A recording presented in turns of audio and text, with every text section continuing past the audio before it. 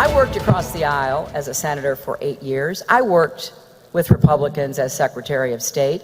I know there is no substitute for working hard every single day to try to find some common ground. Hillary Clinton does indeed want to work across the aisle. She is desperate to work with anyone and everyone, and at the moment is even willing to dip into her throwback photo file when necessary to convince voters she is not cold, heartless, mean, and living the emotional equivalent of ground glass. Let's begin there in this edition of The Political Animal. Welcome back the senior political contributor at Forbes, co-host of the Daily Wrap here on Newsmax every weekday evening at 6 Eastern Time and 24/7 at NewsmaxTV.com. Rick Ungar, joined by founder of ReaganBaby.com, writer and veteran political commentator Megan Barth. Good to see you again, Megan. Good to see you again, Rick. Here we go, and let's get to it. Mr. Ungar, I throw this to you first. Here comes Hillary Clinton now, the absolute latest to make sure that she gets elected. They have now dipped into black and white photos on her Instagram account. They are showing her 1965 high school class picture, a young Arkansas mom with brown hair, big glasses, and loafers, and they're trying to say that she is just like everybody. Rick, come on. This is as desperate as it gets at this point. Do they really think this is going to... Well, wait a minute. Maybe this will make a difference in this political cycle.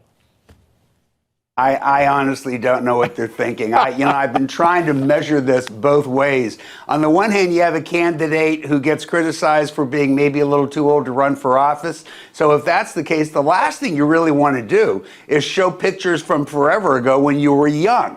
On the other hand, look, here's the bottom line. There's nothing that you can do to humanize Hillary Clinton as a candidate. If she's going to be elected, her party's nominee and president, which, by the way, odds are still good that she will be, it will not be because we relate to her as somebody we want to have a beer with. All right, so Megan, let's just say for giggles and grins sake here that these pictures work. Everybody looks, they see this young toddler riding a tricycle in Illinois, and they decide, that's the person that I want to become president of the United States. What does that say then about the Democratic voter if this is the person they select?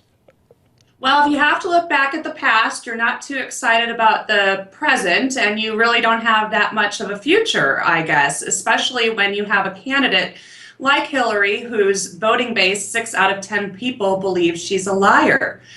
When she's under criminal investigation by the FBI, she's going to have to testify at Benghazi in a short month. She's not under criminal investigation. Let's be fair and accurate. FBI criminal investigation. No, she's not. She technically is not under criminal investigation yet. There are those looking into it, but let's be fair. Let's hold it to the point right now where she has not actually been indicted or anything along those lines. I understand what you're saying. She's not being investigated. Not being investigated, correct. Okay, but let's move on from there. If we are then looking at Hillary Clinton to humanize her, let's look at it from the female perspective, though, Megan, because if you will, there's a lot of women who still fall for Hillary. What does it say then when they have to go to these lengths to try to humanize her? It is literally impossible at this point, I think, as Rick said, to make her any more human. Just in 8 short weeks, this last 8 short weeks, Hillary has plummeted with women. She has lost, I think it's 30% of her women's voting base. She's not doing well with women. Women are being turned off by Hillary, either the scandals that are surrounding Hillary or the messaging that she's giving. She's giving campaign speeches to near empty rooms in Iowa and around the country. So this, she does not have women in her back pocket. Okay, now let's talk about back pocket and let's kick to money here. Rick, let me get back to you for a moment here. Bernie Sanders speaks in front of the kids at Liberty University and starts talking about the socialistic proposals of his, which will bring the government and the people together, costing America $18 trillion. He basically is pushing forward a socialist agenda. It's cradle to grave. The government takes care of everything. Come on, Rick, this is ridiculous. This can't work under any circumstance, whatever. Even you've got to be appalled by this. Well, I'm not sure appalled's the right word, but I'm not a big supporter of Bernie Sanders. I like him. I like that he's an honest senator. And there are parts of some of the things that he's out there pitching that I do agree with. No, I don't think that what we heard in that economic plan is something that America is ready to buy. which is, and by the way, what Megan said a moment ago with respect to Hillary losing her female base is absolutely accurate. I think what this all adds up to is there's room for a much better candidate in the Democratic Party, and some of us are hoping that he'll get to that decision pretty quickly. All right, let me go ahead then. About the minute 30 that I have left here, Megan, turn to you, and let's go ahead and look at Wednesday night now. The GOP gets its second debate. Everybody is talking about Carly Fiorina versus Donald Trump. They're talking about Ben Carson's rise. All right, I'll give you 30 seconds here. Give me your prediction as to what you hope and what you think will happen on Wednesday night. Well, I think there's definitely going to be a face-off, but I would caution the candidates to evoke Reagan's 11th Amendment. There is a very large line and a thick line between insults and challenge.